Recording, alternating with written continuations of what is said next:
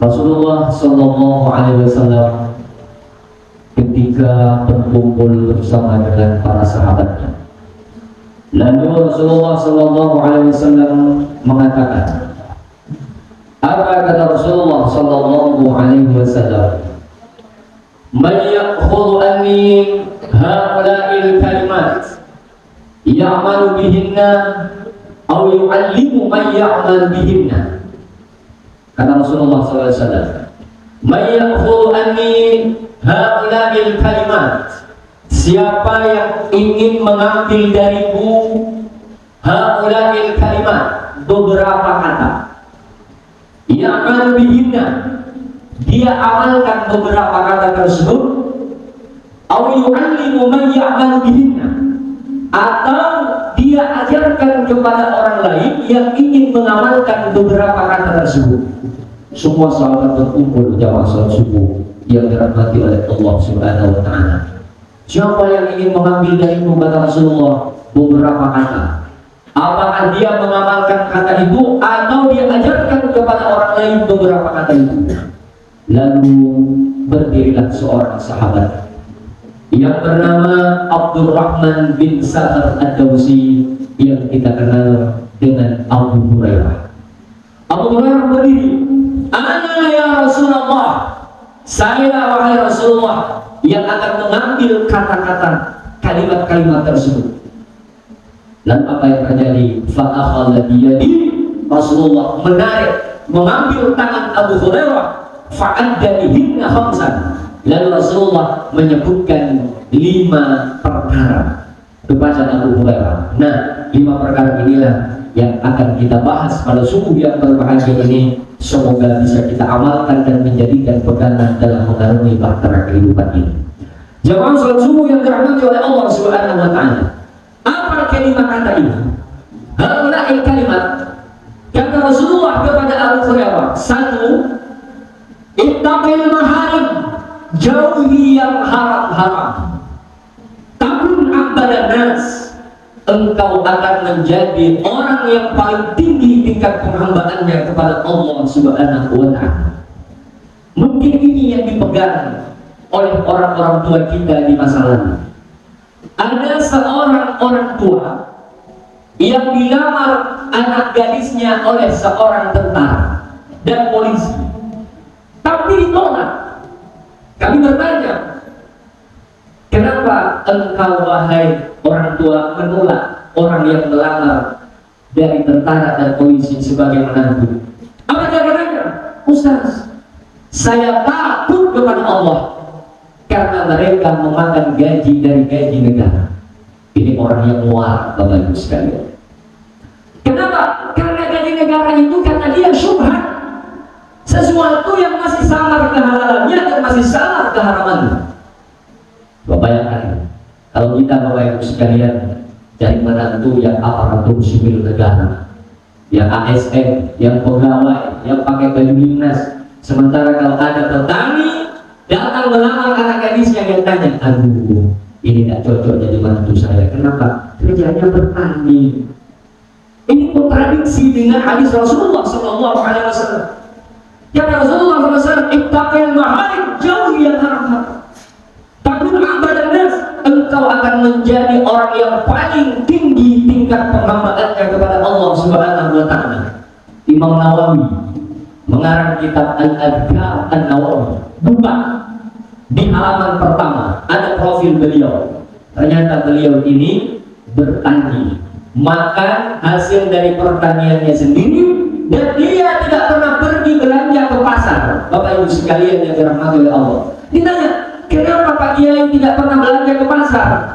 Apa kata Imam Nawawi? Saya khawatir barang yang dijual di pasar itu barang syubhat, belum jelas kehalalannya, belum jelas keharamannya, sama-sama. Siapa yang tahu barang di pasar hasil curian? Siapa yang tahu hasil di pasar adalah merupakan hasil tipuan? Maka Imam Nawawi bertani sendiri, membanyak tanahnya sendiri, hasilnya dia makan sendiri. Ini ulama besar hadirin yang dirahmati oleh Allah Subhanahu wa taala. Benar kata Rasulullah, ittaqil maharim, kau jauhi yang haram-haram. Takun abadan nas, engkau akan menjadi orang yang paling tinggi tinggi tingkat penghambaannya kepada Allah Subhanahu wa Ta'ala. Kalau kita melihat waiting list, daftar tunggu jamaah haji itu, di Gorontalo jatah sekarang ini yang dirilis Kementerian Agama itu 900 orang saja yang berangkat sekarang. Paling banyak Sulawesi Selatan, Sumatera, Aceh. Ya. Dia anggap bahwa nanti ketika berada di depan Ka'bah itu yang paling makbul mustajabiyah, memang kita harus akui itu tanah haram.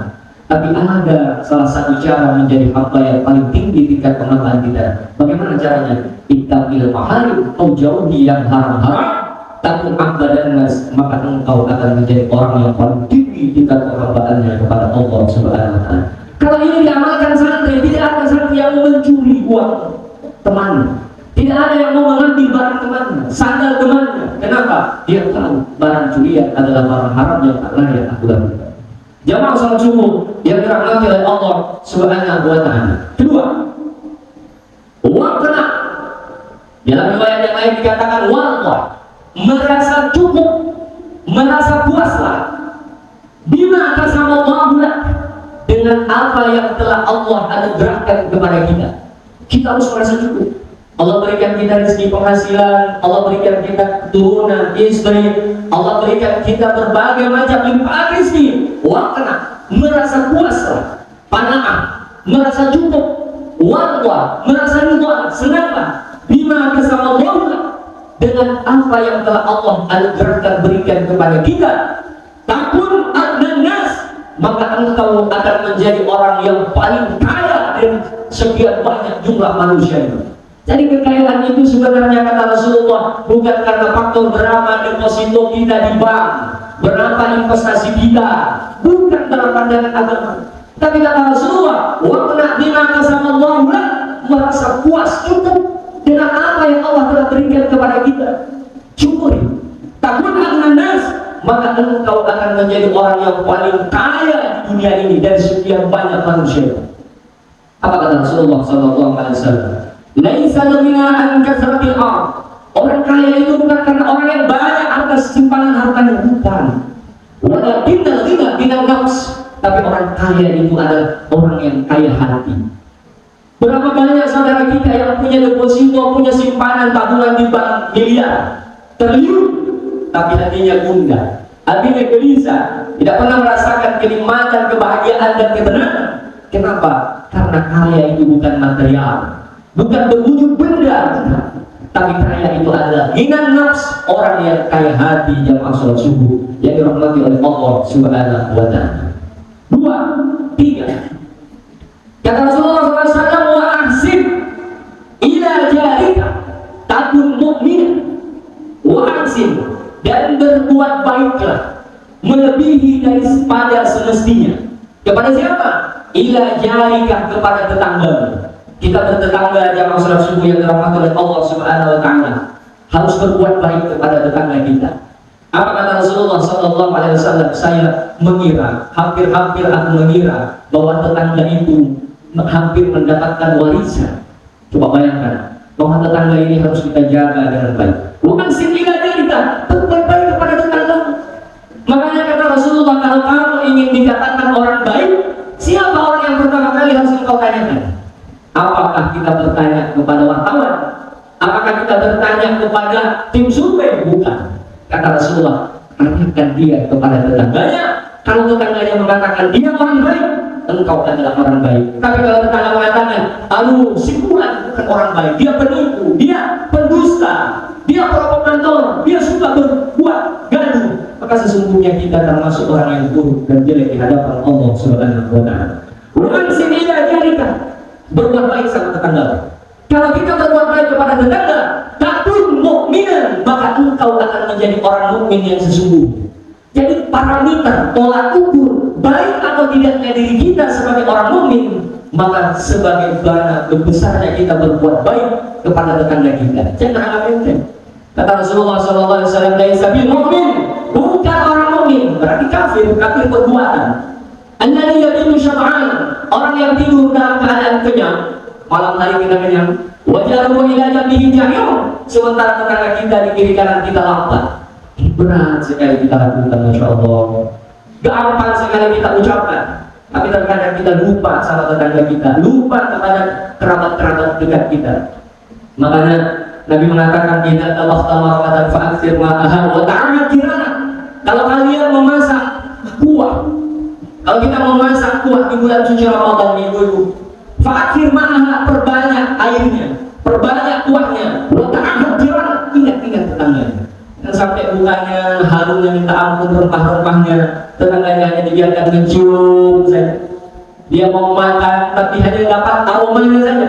Wa ta'ahad jirana. Kalau kau masak sayur kata Rasulullah, fa'aksir ma'aha, perbanyak kuahnya, airnya, wa ta'ahad jirana, antar sama tetangga. Jadi sunnah Rasulullah SAW mengantar buka puasa, berbagi dengan saudara kita. Itu sunnah Rasulullah di bulan suci Ramadan ini. Yang keempat, wa tuhibbu linnas, engkau sayangi orang lain, ma tuhibbu li nafsik, sebagaimana engkau menyayangi dirimu sendiri. Jadi kualitas diri kita sesungguhnya, kalau kita menyayangi saudara kita yang lain, persis sama dengan diri kita menyayangi diri kita. Takun musliman, kau akan menjadi orang muslim yang sesungguhnya. Kalau kita masih memprioritaskan diri kita belum sampai kepada tingkatan muslim yang sesungguhnya. Kenapa? Karena orang lain kita anggap orang lain, dan kita lebih mementingkan diri kita. Apa kata Allah dalam Al-Quran? Wa yu'thiruna ala anfusihim walau kana bihim khasasah. Para ulama, para nabi, dia mengutamakan orang lain dibanding dirinya sendiri. Jamaah salat subuh yang dirahmati oleh Allah Subhanahu wa taala. Yang kelima, ini yang terakhir. Kata Rasulullah SAW, la tu'thir dhahika, jangan terlalu banyak tertawa, termehek-mehek. Sekarang ini nonton YouTube ketawa, nonton Facebook ketawa, nonton Instagram ketawa. Kerja kita sekarang di televisi komedian ketawa, stand up komedi ketawa. Pokoknya kerja kita ini ketawa dan ketawa terus. Apa bahayanya tertawa ini? Kata Rasulullah SAW, la tu'thir dhahika, jangan terlalu banyak tertawa, berlebih-lebihan. Bahkan sekarang ini orang bikin ketawa dilombakan. Suatu acara baru disebut dengan acara hebat, kalau ada di situ pemandunya bikin orang tertawa. Ini kontradiksi dengan hadis Rasulullah. Kata Rasulullah, la tu'thir dhahik, jangan terlalu banyak tertawa. Fa inna kathrata dhahiki tumitul qalba. Orang yang banyak tertawanya membuat hati kita ini mati.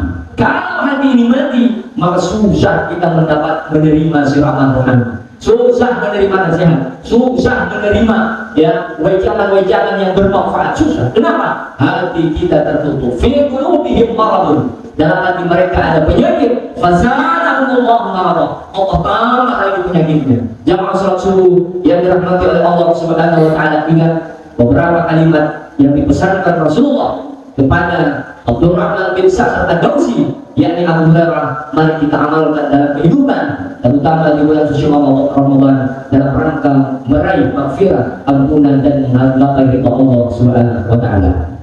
Ala hadhihi fi kulli lailatin salihah. Al-Fatihah. Allahu Bismillahirrahmanirrahim. Alhamdulillah rabbil alamin arrahmanir rahim maliki yaumiddin iyyaka na'budu wa iyyaka nasta'in.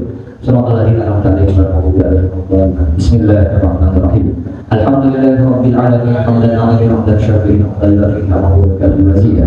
Ya Rabbana alhamdu kama yanbaghi li jalali wajhika karim 'azim sultani.